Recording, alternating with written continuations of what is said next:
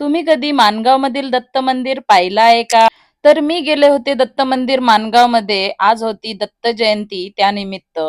तर सजावट तर खूपच छान होती. तर हाय, मी रुपाली नाईक. तुम्हा सर्वांचं स्वागत आहे माझ्या मिनी ब्लॉगमध्ये. तर इथे पार्किंगची सुविधा देखील उत्तमच केली होती. टू व्हीलर, फोर व्हीलर दोघांसाठी आणि गेल्या वर्षीप्रमाणे इथे 6 सीटर पण ठेवली होती.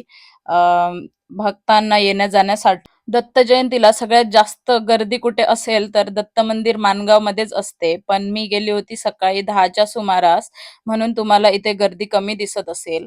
पण तरी पण बरीच लोकं होती इथे 10 वाजेपर्यंत सुद्धा. आणि त्याच्यानंतर आम्ही रांगेमध्ये वगैरे राहिलो आणि इथे हातपाय धुण्याची पण व्यवस्था उत्तम प्रकारे केलेली आहे. त्याच्यानंतर तुम्ही सजावट बघू शकता आणि दर्शनाचा मार्ग दत्त जयंतीनिमित्त इथं अंडरग्राउंड होता. तुम्हाला खालती पण अंडरग्राउंड जाताना सुद्धा एवढी व्यवस्था केली जाते भाविकांनी. इथे पण फॅन होता त्यांसाठी, कारण गरमी होता कामा नये म्हणून. आणि त्याच्यानंतर फायनली आम्ही पोहोचलो. अर्धा तास लागला. दर्शन वगैरे मस्त घेतलो आणि त्याच्यानंतर गेलो घरी. इथं जेवणाची पण उत्तम सोय आहे. तर तुम्ही आलात तर नक्की जेवून जावा. मला खूप उशीर होत होता त्याच्यामुळे मी गेली नाही.